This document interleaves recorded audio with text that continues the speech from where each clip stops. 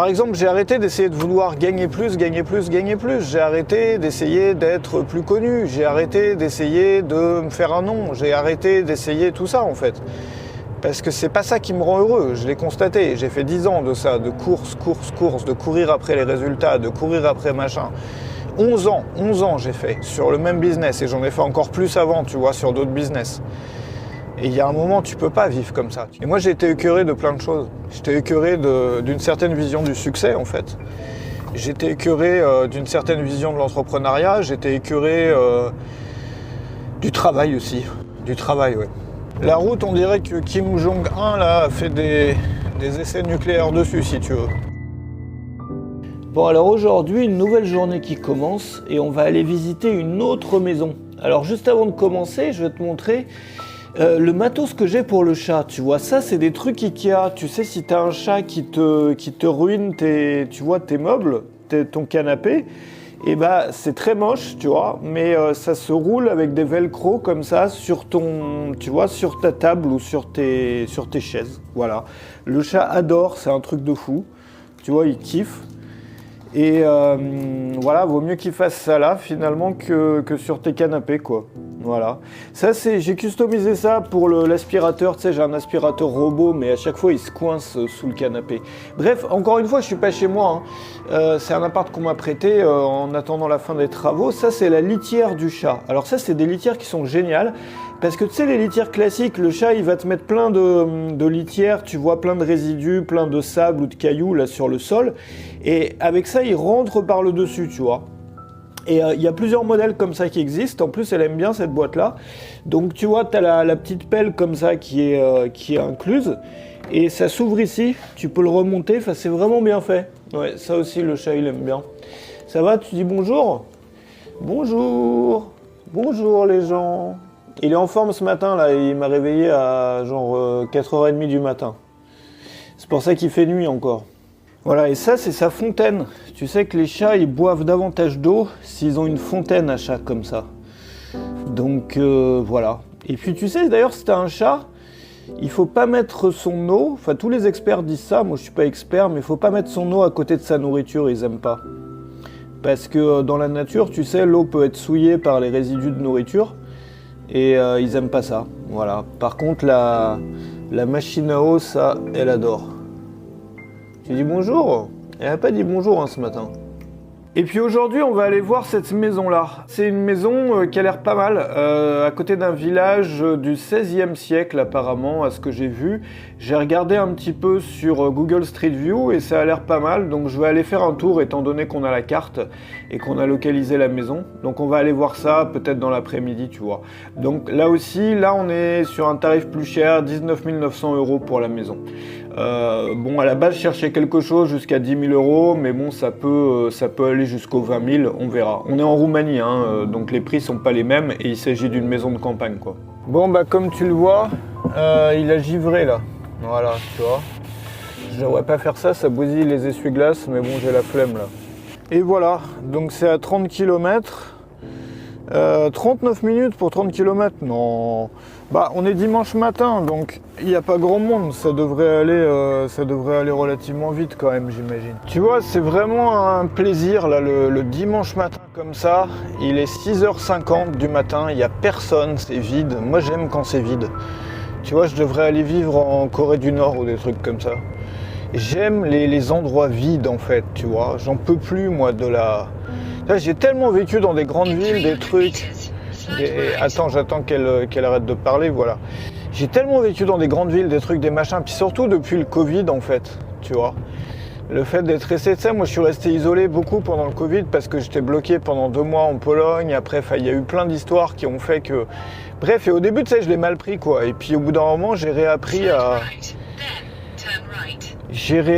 à vivre bien la solitude. Moi, j'adore être seul, je suis un loup solitaire, tu vois. Je suis en couple depuis 13 années, par exemple, mais on est très indépendants. On est très indépendants l'un de l'autre. J'aime quand il y a de la place, moi, tu vois. Il y avait une vieille pub pour le Renault Espace, je sais pas si tu te souviens, si t'es assez vieux comme moi pour ça. Le vrai luxe, c'est l'espace. Et si le vrai luxe, c'était l'espace, je crois que c'est ça. Et bah c'est ça le vrai luxe, tu vois, c'est l'espace. Alors là on est encore en Roumanie, oula attends, il y a un énorme semi-remorque camion énorme là, qui est, voilà, bon n'importe quoi. Alors par contre ici ça doit être le département de Roumanie dans lequel la conduite c'est vraiment le plus n'importe quoi, avec Bucarest quoi je pense. Donc on est en Roumanie, on est à 10 km de la frontière hongroise, dans la région ou département, selon comment on appelle ça, de Bihor. Et avant j'étais en Transylvanie, moi c'était mon premier pays d'expatriation, la Roumanie en 2004. J'étais à Bucarest, après j'étais à Brașov dans les montagnes en Transylvanie, après j'étais à Cluj-Napoca en Transylvanie aussi.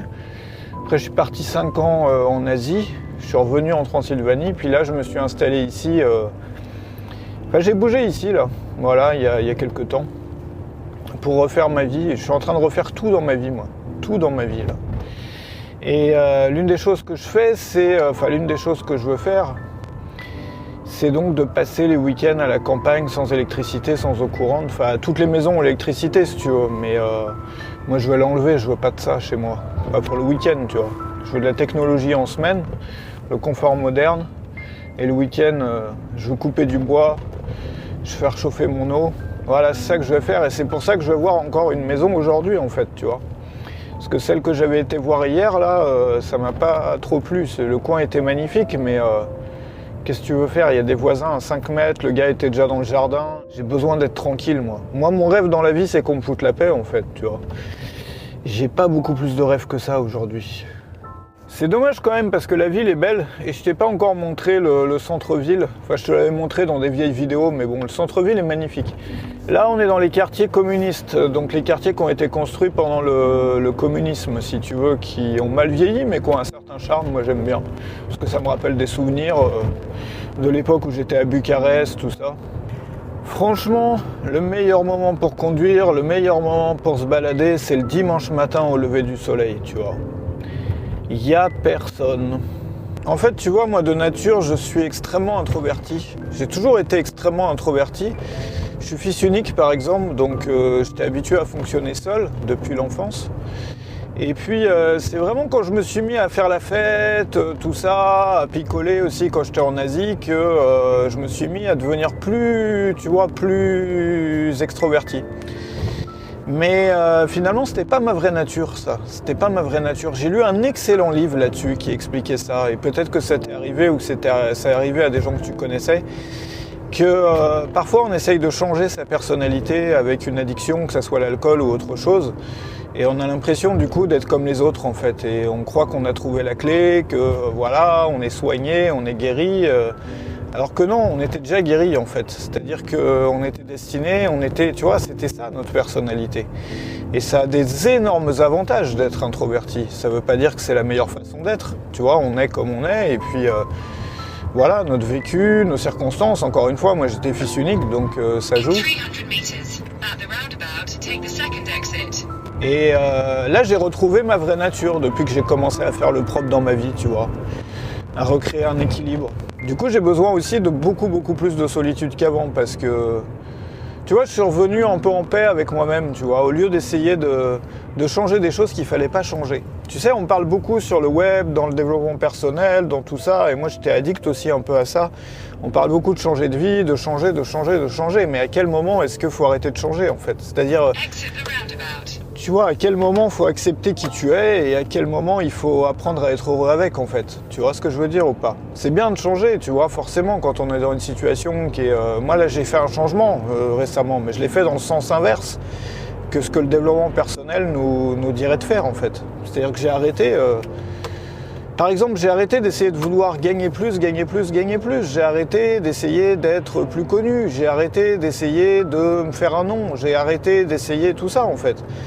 Parce que c'est pas ça qui me rend heureux, je l'ai constaté. J'ai fait 10 ans de ça, de course, de courir après les résultats, de courir après machin.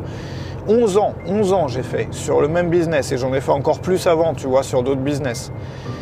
Et il y a un moment, tu peux pas vivre comme ça. Tu peux... Bon, elle va arrêter de parler, la dame, là, parce qu'on peut pas s'entendre, franchement. Voilà, tu vois. J'en suis à un point où même la dame de Google Maps... Moi, j'aime le silence, voilà. C'est l'une des raisons pour lesquelles aussi, tu sais, souvent, ça surprend les gens que je fais des vidéos YouTube, mais je regarde très peu de vidéos YouTube. Comme je disais, sur mon Telegram, peut-être 3 vidéos, 5 vidéos par semaine, tu vois, des trucs souvent que les gens m'envoient, que des amis m'envoient, parce que je suis ultra sensible au bruit, au son, tu vois. Par exemple, dans les grandes villes, la seule façon dont je pouvais supporter les grandes villes, c'était d'avoir des casques à réduction de bruit, tu vois. Je les ai tous eus. J'ai commencé avec le Bose, le QC20 à l'époque, qui était un casque filaire qui a changé ma vie. Moi, qui m'a permis de découvrir les grandes villes, en fait, et de découvrir Bangkok, que j'aurais jamais pu apprécier, Bangkok, si j'avais pas eu ça dans les oreilles, quoi. Et tu vois, on est tous bizarres, hein. Je suis sûr, toi aussi, tu as des trucs bizarres, tu vois, tout le monde. Alors, est-ce qu'il faut essayer de changer ces trucs bizarres, tu vois, c'est la question. Moi, j'ai essayé. J'ai passé des années à ça. Pour me rendre compte, finalement, que ma vraie nature, c'était pas ce en quoi j'essayais de me transformer. Que ma vraie nature, elle avait aussi ses avantages. Quand tu es unique, tu peux faire des choses que les autres peuvent pas faire. Donc ça te donne un avantage, pas forcément un avantage sur les autres, mais ça crée quelque chose dans la diversité du machin, quoi. C'est-à-dire que chacun peut apporter sa pierre aussi d'une façon différente. Quand tu es introverti, souvent tu es capable de plus de profondeur, par exemple. Tu es capable aussi de plus de concentration sur des périodes longues. Tu es capable de créer davantage, étant donné que tu as plus de temps. Tu vois, si tu es créateur, créatif ou autre chose. Et moi, j'ai beaucoup créé comme ça, parce que j'ai le temps, en fait. J'ai le temps. Ça, les gens, ils sont souvent surpris quand ils viennent me voir du fait que j'ai le temps. Parce que je crée beaucoup de choses, j'ai toujours créé beaucoup de choses. J'ai fait une formation par semaine pendant des années, beaucoup de périodes où je faisais une vidéo par jour. Mais en fait, le secret, c'est que j'ai le temps, en fait. J'ai le temps et j'aime bien m'organiser, tu vois. Est-ce que c'est la meilleure façon de vivre? Je suis pas sûr. Il y a des gens qui sont tout aussi heureux en faisant l'extrême opposé, l'exact opposé, en fait. Mais il faut peut-être qu'on réapprenne justement à, plutôt que proposer un modèle unique comme ça à tout le monde et dire c'est comme ça qu'il faut être, c'est comme ça qu'il faut être. Tu vois, le progrès, le changement, le truc, non. Non, bien entendu, on a tous, tu vois, moi j'ai fait le chemin inverse, parce que je m'étais mis avec tous ces trucs de dev perso, de réussite, de succès, de trucs, je m'étais mis dans une vie qui était pas la bonne pour moi, dans laquelle je me réalisais plus, dans laquelle je m'accomplissais plus, dans laquelle... Évidemment, ça a été magique, tu vois, ça m'a permis de faire des choses que j'aurais jamais pu faire autrement. Mais finalement, les plus grandes choses que j'ai faites pendant toutes ces années, c'était pas les choses qui coûtaient le plus cher, en fait. C'était par exemple le fait de partir vivre ailleurs. Mais j'ai souvent été vivre ailleurs dans des pays où la vie est même moins chère qu'en France. Donc, tu vois, c'est pas l'argent qui m'a permis de faire ça. C'est pas l'argent qui m'a permis de faire ça. L'argent, par contre, il a été la porte ouverte à beaucoup d'excès, que je regrette pas d'avoir fait.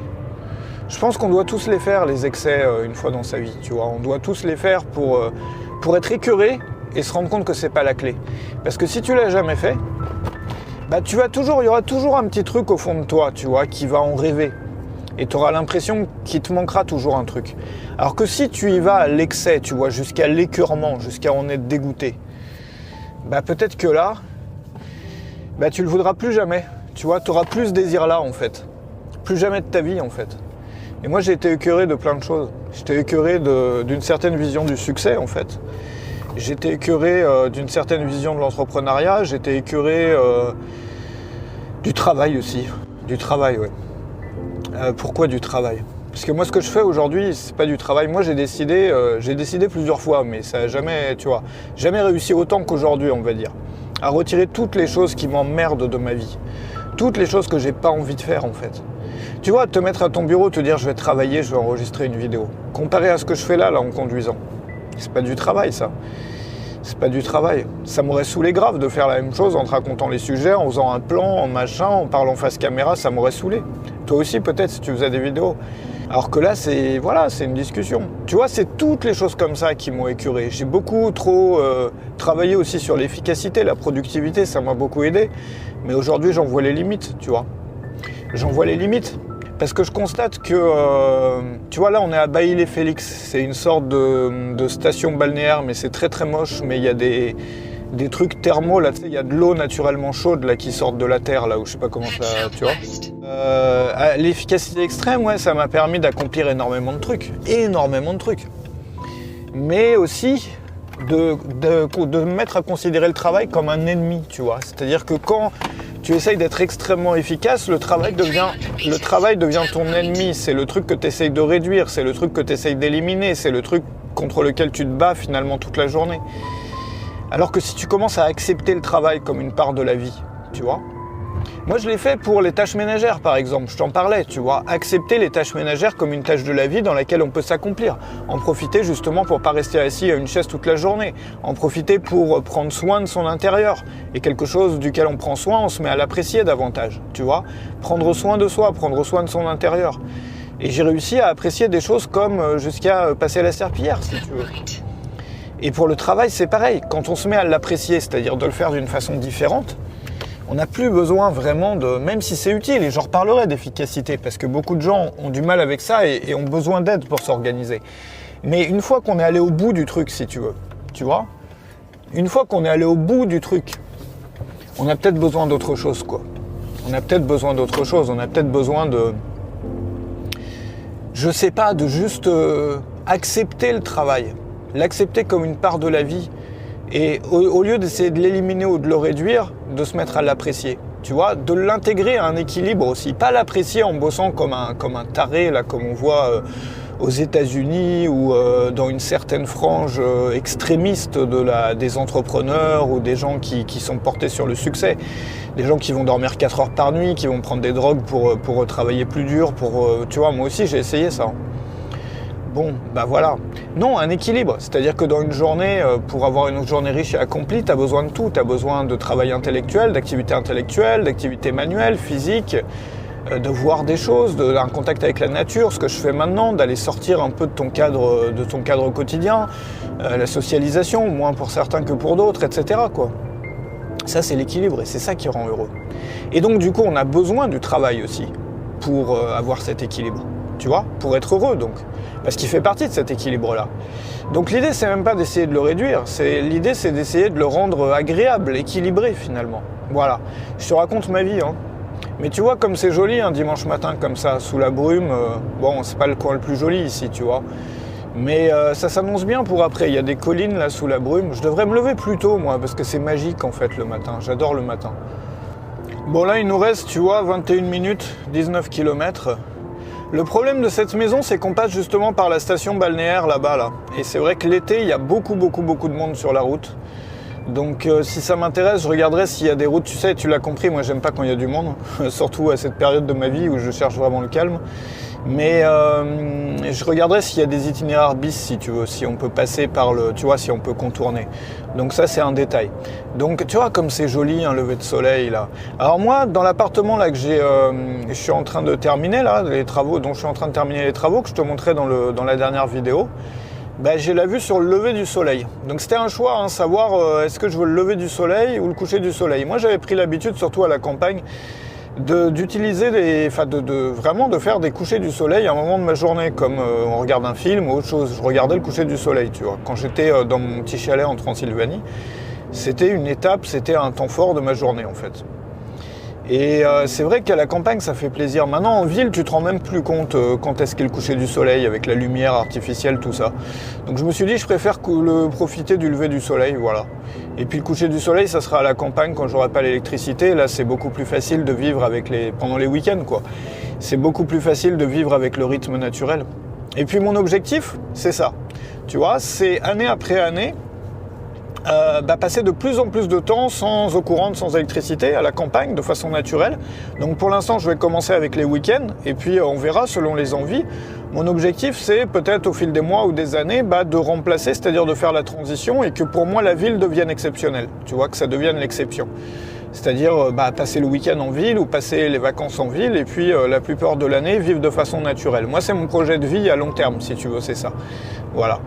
C'est vivre un peu pas comme un ermite, quoi, mais voilà, parce que j'aurai le chat, et puis j'ai des amis, et puis j'ai tout ce qu'il faut.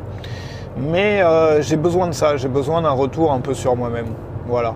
Et j'ai envie de le faire progressivement, parce que ce genre de choses, si tu le fais trop rapidement, tu sais, j'ai un oncle comme ça, à l'époque hippie, tout ça, qui était parti dans une communauté hippie à l'époque, autour de mai 68, tout ça. Et beaucoup de ces gens-là, ils ne sont pas restés longtemps en fait.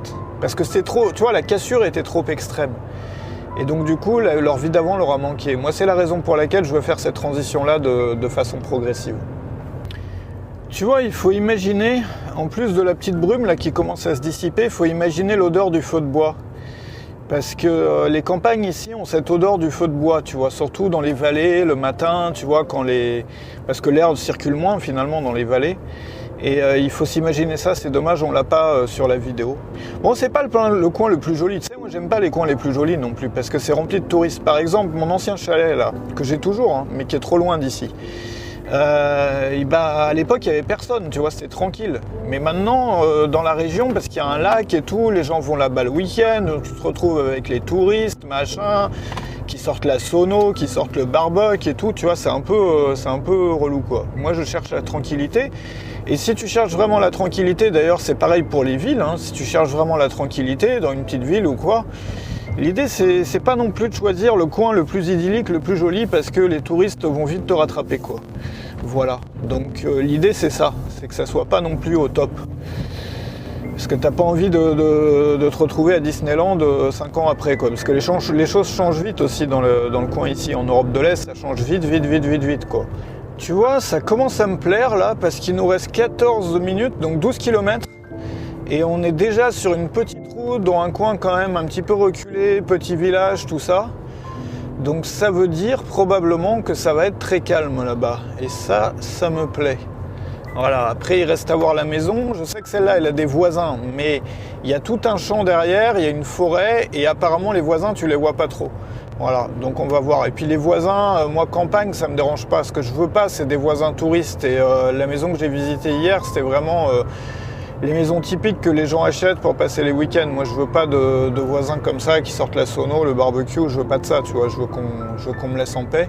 Non, alors là, mais c'est juste magnifique. Je sais pas si tu vois, là il y a une vallée, tu la vois probablement pas. On a deux vallées en fait. Et je sais pas si tu te rappelles, quand on était gamin, je sais pas si ça existe encore, les paquets de lait en France, où t'avais, tu sais, une vallée comme ça, avec un petit village avec l'église qui ressortait.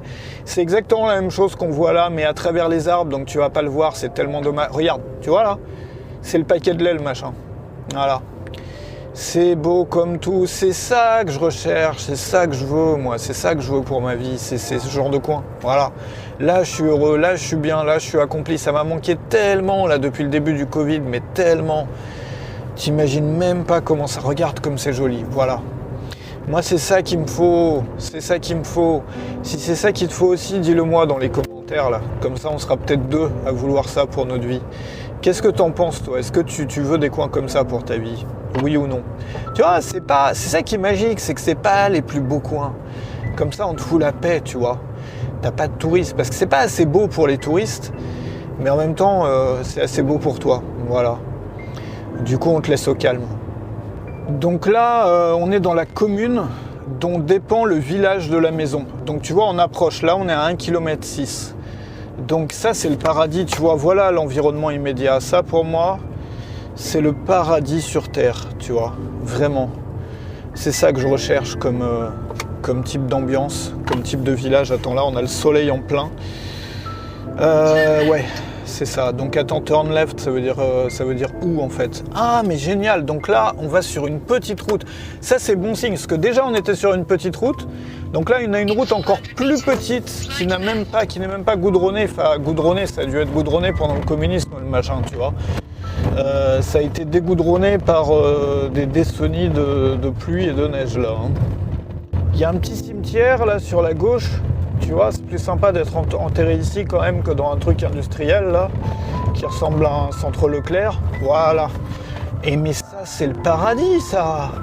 Regarde, il y a les chiens là-bas, c'est le paradis sur Terre.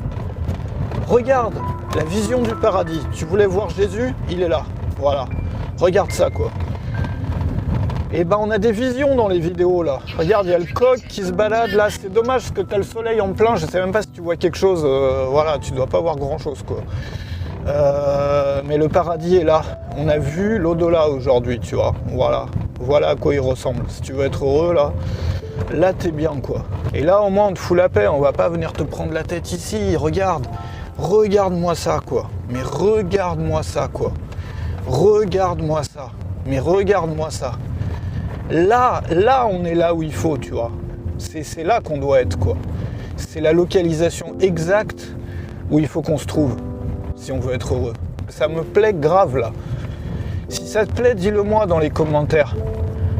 Qu'est-ce que c'est joli! Mais qu'est-ce que c'est joli! Regarde, ça sent le feu de bois. Toi, t'as pas les odeurs, tu vois, encore une fois, c'est tellement dommage. Regarde, il y a la poule qui traverse, là. Et ben, on y est au paradis. Attends, je sais pas où elle est, la maison. Mais ça, c'est le village, tu vois. Faut que je m'arrête pour regarder où est la maison, en fait. Bon, alors j'ai regardé sur Google Maps, et en fait, c'est pas ce village-là. Voilà. Donc, c'est dommage, mais c'est la même commune. Donc on va voir, faut que là... Attends, il y a une poule là, donc faut qu'elle traverse ou que... Voilà. Mais sinon, ça c'est un coin magnifique. Donc même si la maison me plaît pas, je saurais qu'il faut que je regarde dans le coin. Donc peut-être demander aussi aux habitants s'ils savent s'il y a des maisons à vendre ou quoi, tu vois. Tu vois, on repasse devant le petit cimetière là. Et on va récupérer la départementale là-haut. Alors attention, parce que là, la route, on dirait que Kim Jong-un là, a fait des essais nucléaires dessus, si tu veux. Donc faut pas aller trop vite. C'est une maison mauve, donc elle va être super simple à trouver. Là, il y en a une rose déjà, il y en a une autre rose de l'autre côté. Et là, celle qui m'intéresse, elle est mauve. Donc on va aller lentement. Donc ça c'est bien. Oh, mais qu'est-ce que c'est beau, il y a une vallée, c'est beau. Je crois que je la vois. Ça doit être la maison... Ah, mais c'est génial, parce que là, regarde. Ça, c'est une maison en ruine, donc là, t'as pas de voisin. Et c'est celle-là qui est là. Regarde, c'est ça. Toute la maison mauve, là. Ça me plaît grave. Donc là, ça, c'est obligé, je vais visiter. Limite, il y a peut-être moyen d'acheter la petite maison en ruine à côté ou quoi, tu vois. Parce que ça doit pas... Tu vois, vu que c'est pas habité, bon, après, il faudrait trouver le propriétaire. On verra. Je sais pas si on est dans le bon sens en fait pour revenir vers la ville. Mais bon, c'est pas grave, ça fait, tu vois, ça fait découvrir le paysage. J'ai quand même fait demi-tour là pour repasser devant, pour pouvoir filmer un peu davantage. Peut-être m'arrêter un peu avec la voiture devant pour voir. Donc tu vois, il n'y a personne sur la route, hein, donc ça c'est bien déjà, parce que c'est vrai que la maison elle touche la route. Mais même si celle-là me plaît pas, je crois que le coin me plaît. Voilà. C'est à 40 minutes de la ville, ça fait un peu plus loin que l'autre que j'avais vu hier. Mais vu que c'est de la belle route, tu vois, c'est cette maison-là. Voilà. Voilà, c'est ça. Et donc ensuite, on a donc le jardin là, enfin le champ. Il y a une forêt derrière. Et là, on a la maison en ruine qui se trouve juste là, donc pas de voisins. Et en face, il n'y a rien. En face, tu vois, en face, c'est des champs. C'est les champs qui donnent dans la vallée. Et il y a d'autres petites maisons, tu vois, elle est même un peu grande pour moi, parce que vu que tu chauffes au feu de bois, c'est toujours mauvais d'avoir d'avoir un trop grand espace. Donc j'utiliserai même pas toute la maison. Donc il faudrait que je vois aussi si je peux pas en trouver une plus petite. Tu vois, il y en a des petites aussi, mais pour ça, tu vois, il faut discuter avec les gens. Donc là, il est trop tôt, puis tu vois, il y a personne là. Donc on verra ça une autre fois. Bon, du coup, moi je suis de retour à la maison là. Je vais faire un peu de cuisine là, une salade de carottes probablement, tu vois. On a retrouvé le chat, ça va bien? Ça va? Ça se passe bien? Tu veux des carottes aussi? Et ce que je te propose pour la suite, si tu veux, c'est que je t'ai préparé un PDF. Tu sais, on parlait de l'addiction au smartphone là hier. C'est le sujet moi sur lequel je travaille cette semaine. Donc je voudrais te proposer plein de choses là-dessus. J'ai créé un programme aussi pour t'aider à sortir de l'addiction aux écrans. Donc un programme sur 7 jours.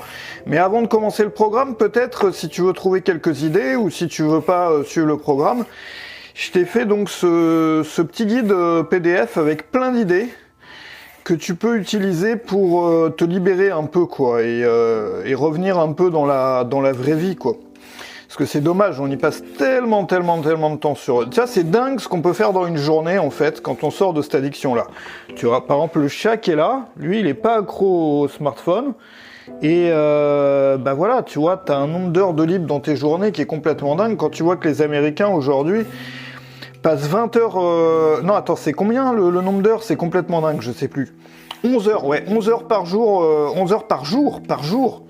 11 heures par jour devant les écrans. Tu vois, télé comprise, hein, mais bon, quand même. Et les enfants, 7h30 par jour. Donc on est dans un monde quand même, on va où là, tu vois. Donc quand on libère ce temps-là, on a le temps pour marcher, pour faire la cuisine, pour prendre soin de chez soi, pour aller se balader à la campagne, pour aller dans la nature, etc. quoi. Enfin, ça n'a plus rien à voir en fait, quoi. Voilà. Donc si c'est quelque chose qui t'intéresse et puis toi t'aimerais travailler là-dessus, je te retrouve dans la description. Et puis dis-moi ce que tu penses aussi de la maison, si tu veux, dans les commentaires, si ça te plaît pas, est-ce que tu penses que je pourrais trouver mieux? Est-ce que tu penses que c'est... Tu vois, moi je suis pas sûr que ça soit assez isolé, tu vois, parce que j'aimerais bien, comme je t'expliquais, quelque chose vraiment un peu reculé. Mais bon, je vais en voir d'autres, hein. De toute façon j'ai le temps, donc j'ai vraiment le temps pour faire mon choix, tu vois, tranquillement. Donc moi je vais couper ça, et puis on se retrouve sur une autre vidéo, là, très bientôt. Ah mais je voulais faire une salade, et du coup, une salade, faut les râper. Bon, c'est pas grave. Bon, je vais faire une soupe ou autre chose, hein, du coup, vu que j'ai commencé à les couper comme ça. Bon, c'est pas trop grave. Il n'y a pas mort d'homme. Allez, bonne journée à toi, et à la prochaine.